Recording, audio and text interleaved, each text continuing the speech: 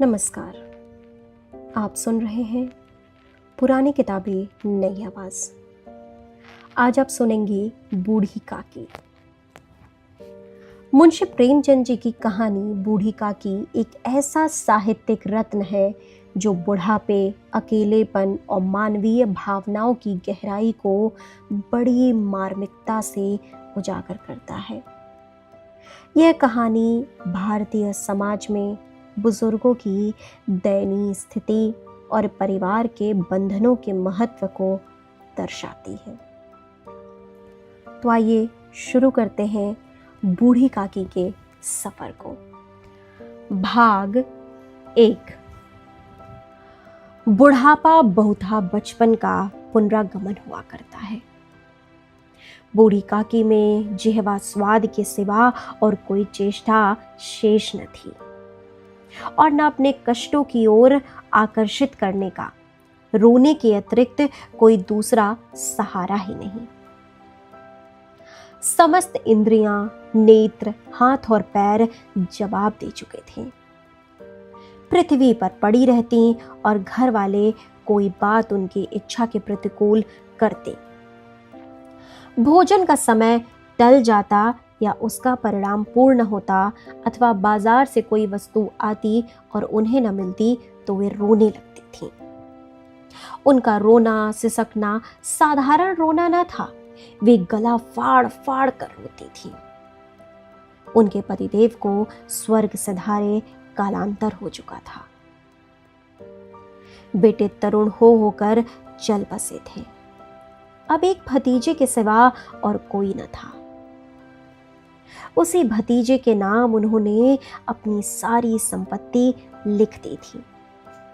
भतीजे ने संपत्ति लिखते समय तो खूब लंबे चौड़े वादे किए, परंतु वे सब वादे केवल कुलीडियों के दलालों के दिखाए हुए सब्जबाग थे। यद्यपि उस संपत्ति की वार्षिक आय 150-200 रुपए से कम न थी, तथापि बूढ़ी काकी को पेट भर भोजन भी कठिनाई से मिलता था।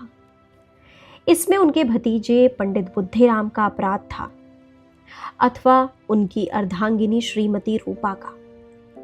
इसका निर्णय करना सहज नहीं। बुद्धिराम स्वभाव के सज्जन थे, किंतु उसी समय तक जब तक कि उनके कोष पर कोई आंच न आए। रूपा स्वभाव से तीव्र थी सही, पर ईश्वर से डरती थी। अतएव बूढ़ी काकी को उसकी तीव्रता उतनी न खलती तो जितनी बुद्धिराम की भलमनसाहत। बुद्धिराम को कभी कभी अपने अत्याचार का खेद होता था। विचारने की इसी संपत्ति के कारण मैं इस समय भलमानुस बन बैठा हूं। यदि मौखिक आश्वासन और सूखी सहानुभूति से स्थिति में सुधार हो सकता तो उन्हें कदाचित कोई आपत्ति न होती, परंतु विशेष व्यय का यह भय उनकी सचेष्टा को दबाए रखता था। यहाँ तक कि यदि द्वार पर कोई भला आदमी बैठा होता और बूढ़ी काकी उस समय अपना राग अलापने लगती तो वह आग हो जाते और घर में आकर उन्हें जोर से डांटते। लड़कों को बुढ़ों से स्वाभाविक विद्वेष होता ही है, और फिर जब माता पिता का यह रंग देखते तो बूढ़ी काकी को और सताया करते। कोई चुटकी काट कर भागता, कोई उन पर पानी की कुल्ली कर देता। काकी चीख मार कर रोती, परंतु यह सब बातें प्रसिद्ध थीं कि वह केवल खाने के लिए रोती है। अतएव उनके संताप और अंतर्नाद पर कोई ध्यान नहीं देता था। हाँ, काफी क्रोधातुर होकर बच्चों को गालियां देने लगती तो रूपा घटनास्थल पर आ पहुंचती। इस भय से काकी अपनी जिह्वा कृपाण का कदाचित ही प्रयोग करती थी। यद्यपि उपद्रव शांति का यह उपाय रोने से कहीं अधिक उपयुक्त था। संपूर्ण परिवार में यदि काकी से किसी का अनुराग था तो वह बुद्धिराम की छोटी लड़की लाडली थी। लाडली अपनी दोनों भाइयों के भय से अपने हिस्से की मिठाइयाँ चबेना बूढ़ी काकी के पास बैठकर खाया करती थी। यही उसका रक्षागार था। और यद्यपि काकी की शरण उनकी लोलुपता के कारण बहुत महंगी पड़ती थी, तथापि भाइयों के अन्याय से कहीं सुलभ थी। इसी स्वार्थानुकूलता ने उन दोनों में सहानुभूति का आरोपण कर दिया था। रात का समय था। बुद्धिराम के द्वार पर शहनाई बज रही थी और गांव के बच्चों का झुंड विस्मयपूर्ण नेत्रों से गाने का रसवादन कर रहा था। चारपाइयों पर मेहमान विश्राम करते हुए नाइयों से मुक्कियां लगवा रहे थे। समीप ही खड़ा हुआ भाट बिरदावली सुना रहा था और कुछ भावज्ञ मेहमानों की वाह वाह पर ऐसा खुश हो रहा था मानो इस वाह वाह का यथार्थ में वही अधिकार है। दो एक अंग्रेजी पढ़े हुए नवयुवक इन व्यवहारों से उदासीन थे। वे इस गंवार मंडली में बोलना अथवा सम्मिलित होना अपनी प्रतिष्ठा के प्रतिकूल समझते थे। आज बुद्धिराम के बड़े लड़के सुखराम का तिलक आया है। यह उसी का उत्सव है। घर भीतर स्त्रियां गा रही हैं और रूपा मेहमानों के लिए भोजन के प्रबंध में व्यस्त थी। भट्टियों पर कड़ाह चढ़ रहे थे। एक में पूड़ियाँ कचौड़ियाँ निकल रही थी, दूसरे में अन्य पकवान बनते थे। एक बड़े हांडे में मसालेदार तरकारी पक रही थी। घी और मसाले की शुद्धावर्धक सुगंध चारों ओर फैली हुई थी। बूढ़ी काकी अपनी कोठरी में शोकमय विचार की भांति बैठी हुई थी। यह स्वाद मिश्रित सुगंधित उन्हें बेचैन कर रही थी। वे मन ही मन विचार कर रही थी, संभवतः मुझे पूड़ियां ना मिलेंगी। इतनी देर हो गई, कोई भोजन लेकर नहीं आया। मालूम होता है सब लोग भोजन कर चुके हैं, मेरे लिए कुछ बचा ना होगा। यह सोचकर उन्हें रोना आया, परंतु अब शकुन के भय से वह न रो सकी। आहा, कैसी सुगंधित हैं। अब मुझे कौन पूछता है। जब रोटियों के ही लाले पड़े हैं, तब ऐसा भाग्य कहाँ की भरपेट पूड़ियाँ मिले। यह विचार कर उन्हें रोना आया। कलेजे में हूक सी उठने लगी, परंतु रूपा के भय से उन्होंने फिर मौन धारण कर लिया। बूढ़ी काकी देर तक इन्हीं दुखदायक विचारों में डूबी रही। घी और मसालों की सुगंध रह रहकर मन को आपे से बाहर किए देती थी। मुंह में पानी भर भर आता था। पूड़ियों का स्वाद स्मरण करके हृदय में गुदगुदी होने लगती थी। किसे पुकारूं? आज लाडली बेटी भी नहीं आई। दोनों छोकरे सदा दिख किया करते हैं, आज उनका भी कहीं पता नहीं। कुछ मालूम तो होता है कि क्या बन रहा है। बूढ़ी काकी की कल्पना में पूड़ियों की तस्वीर नाचने लगी। खूब लाल लाल, फूली फूली, नरम नरम होंगी। रूपा ने भली भांति मोयन दिया होगा। कचौड़ियों में अजवाइन और इलायची की महक आ रही होगी। एक पूड़ी मिलती तो जरा हाथ में लेकर देखती। क्यों न चलकर कड़ाह के सामने ही बैठूं। पूड़ियां छन छन कर तैरती होंगी। कड़ाह से गरम गरम निकाल कर थाल में रखी जाती होंगी। फूल हम घर में भी सूंघ सकते हैं, परंतु वाटिका में कुछ और ही बात होगी। इस प्रकार निर्णय करके बूढ़ी काकी उकड़ू बैठकर हाथों के बल सरकती हुई कठिनाई से चौखट से उतरी और धीरे धीरे रेंगती हुई कड़ाह के पास आ बैठी। यहाँ आने पर उन्हें उतना ही धैर्य हुआ जितना भूखे कुत्ते को खाने वाले के सम्मुख बैठने में होता है। रूपा उस समय कार्यभार से उद्ग्रद्ध हो रही थी। कभी इस कोठे में जाती, कभी उस कोठे में, कभी कड़ाह के पास आती, कभी भंडार में जाती। किसी ने बाहर से आकर कहा, महाराज ठंडाई मांग रहे हैं। ठंडाई देने लगी। इतने में फिर किसी ने कहा, भाट आया है, उसे कुछ दे दो। भाट के लिए सीधा निकाल रही थी कि एक तीसरे आदमी ने आकर पूछा, अभी भोजन तैयार होने में कितना विलंब है, जरा ढोल मजीरा उतार दो। बेचारी अकेली स्त्री दौड़ते दौड़ते व्याकुल हो रही थी, झुंझलाती थी, कुड़ती थी, परंतु क्रोध प्रकट करने का अवसर ना पाती थी। भय होता कहीं पड़ोसी ने ये न कहने लगे कि इतने में उबल पड़ी। प्यास से स्वयं उसका कंठ सूख रहा था। गर्मी के मारे फूकी जाती थी, परंतु इतना अवकाश भी न था कि जरा पानी पी ले अथवा पंखा लेकर झले। यह भी खटका था कि जरा आंख हटी और चीजों की लूट मची। इस अवस्था में उसने बूढ़ी काकी को कड़ाह के पास बैठी देखी तो जल गई। क्रोध न रुक सका। इसका भी ध्यान न रहा कि पड़ोसी ने बैठी हुई मन में क्या कहेंगी। पुरुषों में लोग सुनेंगे तो क्या कहेंगे। जिस प्रकार मेढक केचुए पर झपटता है, उसी प्रकार वह बूढ़ी काकी पर झपटी और उन्हें दोनों हाथों से झटक कर बोली, ऐसे पेट में आग लगे। पेट है या भाड़? कोठरी में बैठते हुए क्या दम घुटता है? अभी मेहमानों ने नहीं खाया, भगवान को भोग नहीं लगा, तब तक धैर्य न हो सका, आकर छाती पर सवार हो गई। जल जाए ऐसी जीव, दिन भर खाती न होती तो न जाने किसकी हांडी में मुंह डालती। गांव देखेगा तो कहेगा कि बुढ़िया भरपेट खाने को नहीं पाती, तभी तो इस तरह मुंह बाय फिरती है। डायन न मरे न माचा छोड़े, नाम बेचने पर लगी है, नाक कटवा कर दम लेगी। इतना ठूसती है न जाने कहां भस्म हो जाता है। लो, भला चाहती हो तो जाकर कोठरी में बैठो, जब घर के लोग खाने लगेंगे तो तुम्हें भी मिलेगा। तुम कोई देवी नहीं हो कि चाहे किसी के मुंह में पानी न जाए, परंतु तुम्हारी पूजा पहले ही हो जाए। बूढ़ी काकी ने सिर न उठाया, न रोई न बोली, चुपचाप रेंगती हुई अपनी कोठरी में चली गई। आघात ऐसा कठोर था कि हृदय और मस्तिष्क की संपूर्ण शक्तियां, संपूर्ण विचार और संपूर्ण भार उसी ओर आकर्षित हो गए थे। नदी में जब कगार का कोई वृहत खंड कट कर गिरता है तो आसपास का जल समूह चारों ओर से उसी स्थान को पूरा करने के लिए दौड़ता है। भोजन तैयार हो गया, आंगन में पत्तल पड़ गई, मेहमान खाने लगे।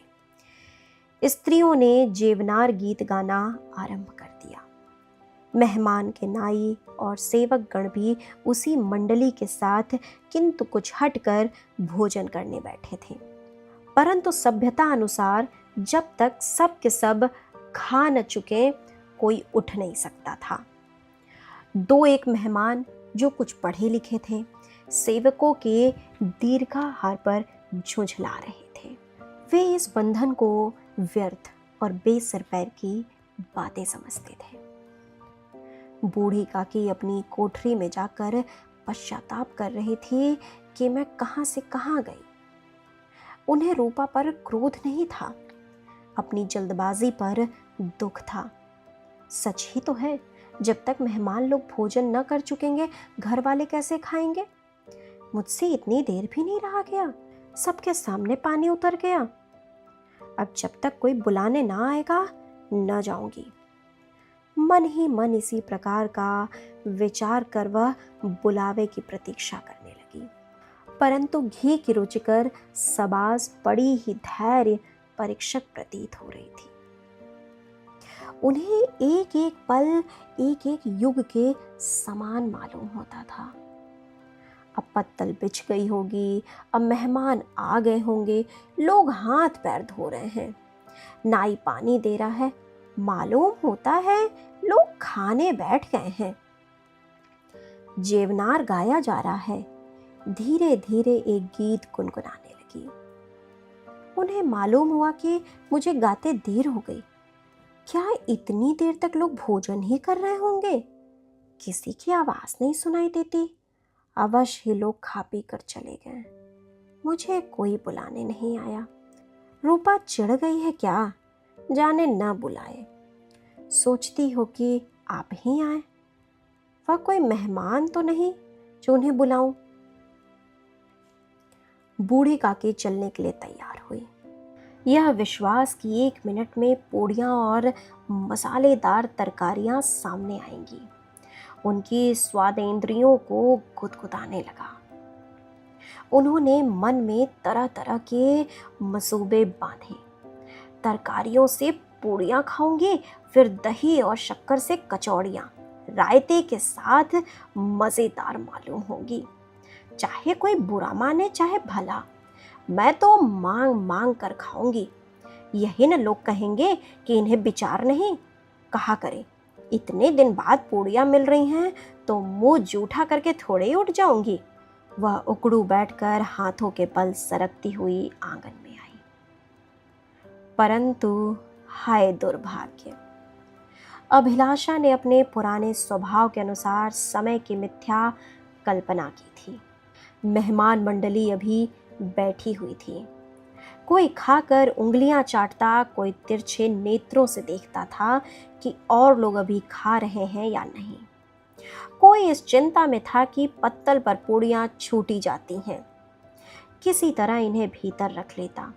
कोई दही खाकर जीभ चटकारता था, परंतु दूसरा दोना मांगते संकोच करता था कि इतने में बूढ़ी काकी रेंगती हुई उनके बीच में जा पहुंची।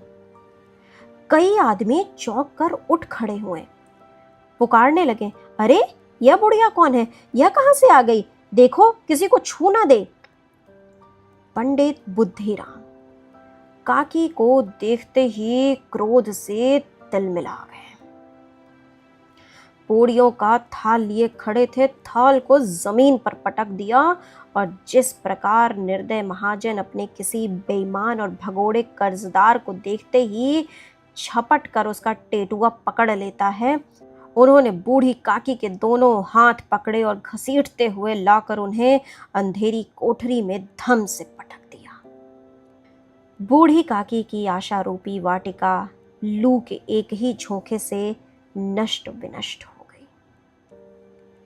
मेहमानों ने भोजन किया, घर वालों ने भोजन किया, बाजे वाले, धोबी, चमार भी भोजन कर चुके, परंतु बूढ़ी काकी को किसी ने ना पूछा। बुद्धिराम और रूपा दोनों ही बूढ़ी काकी को उनकी निर्लज्जता के लिए दंड देने का निश्चय कर चुके थे। उनके बुढ़ापे पर, दीनता पर, हठज्ञान पर किसी को करुणा न आती थी। अकेली लाडली उनके लिए कुढ़ रही थी।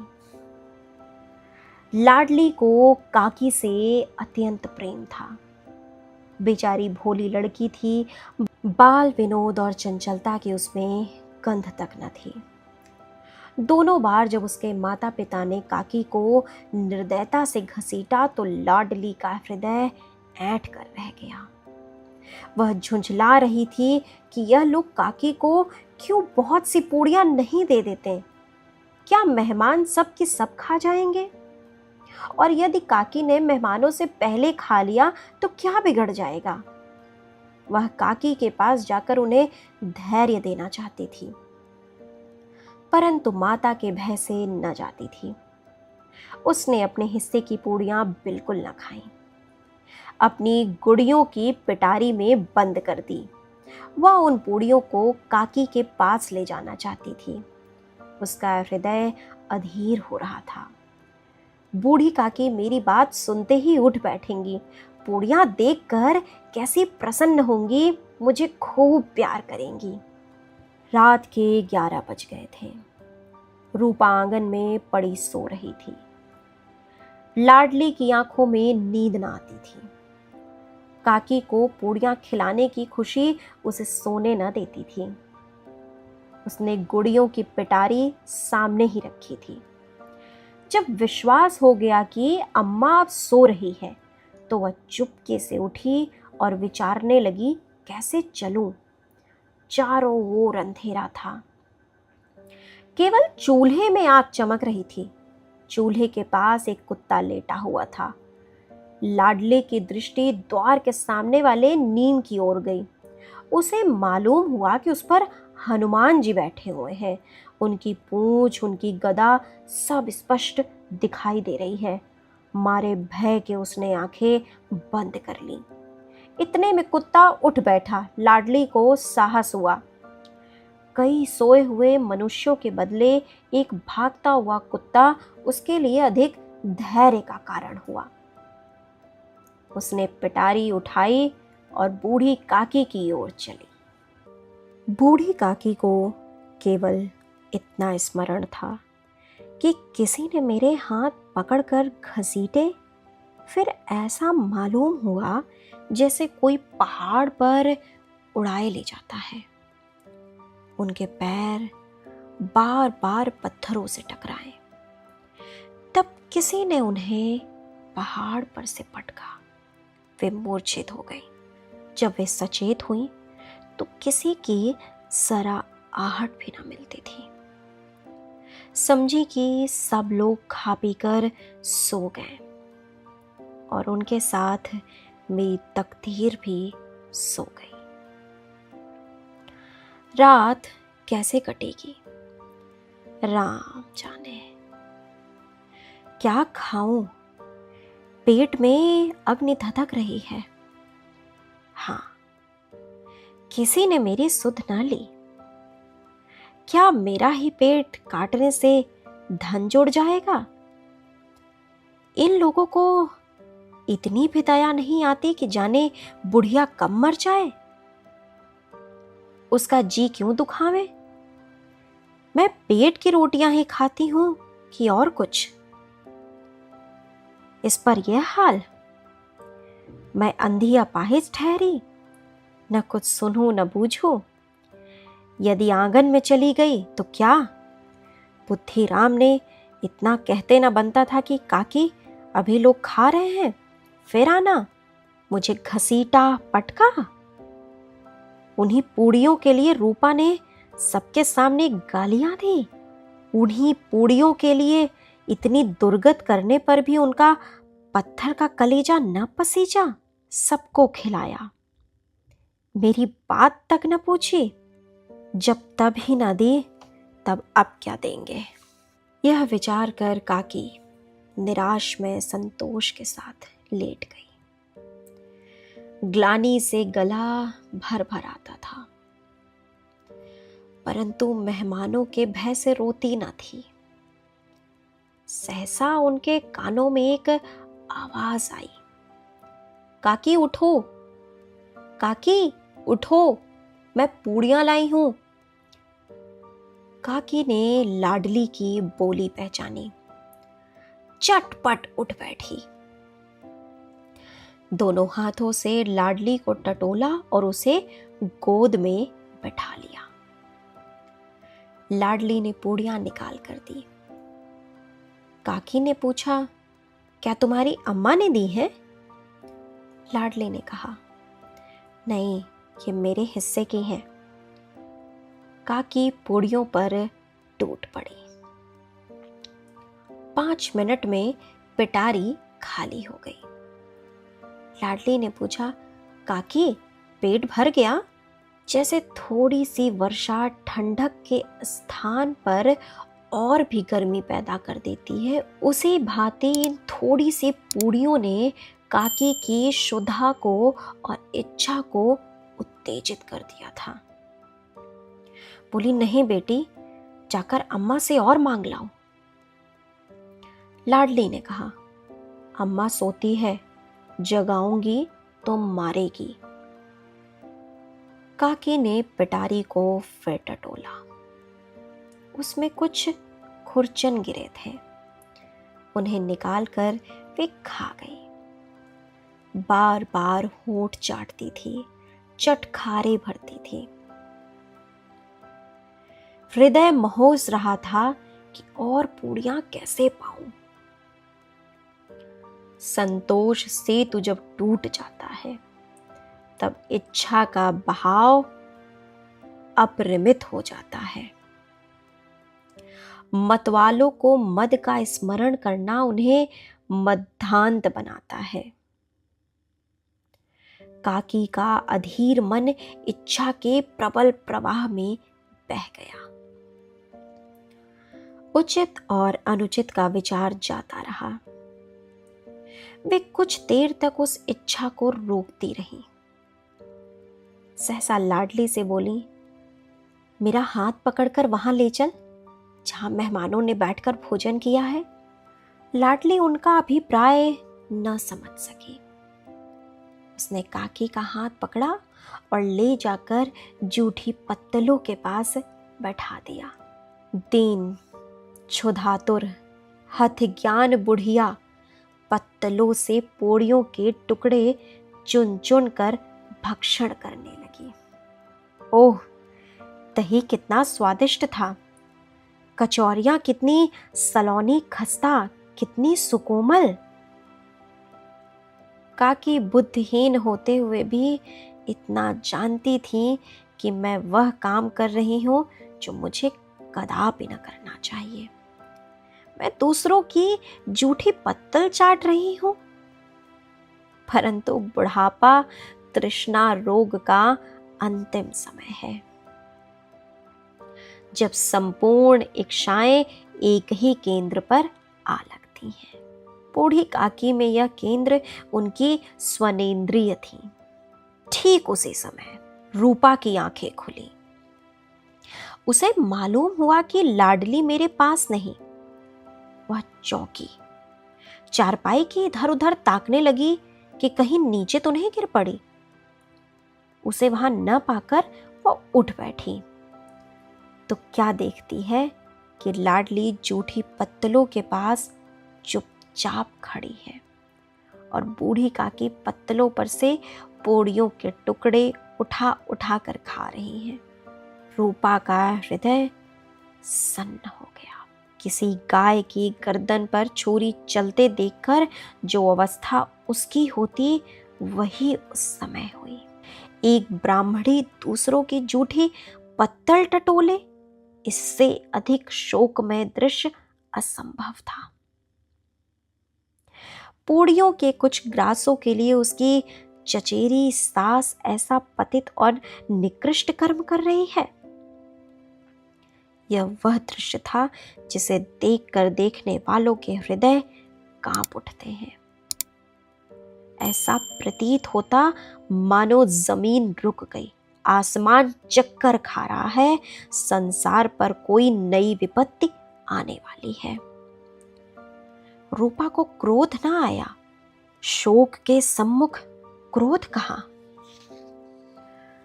करुणा और भय से उसकी आंखें भर आईं। इस अधर्म के पाप का भागी कौन? उसने सच्चे हृदय से गगन मंडली की ओर हाथ उठाकर कहा, परमात्मा, मेरे बच्चों पर दया करो।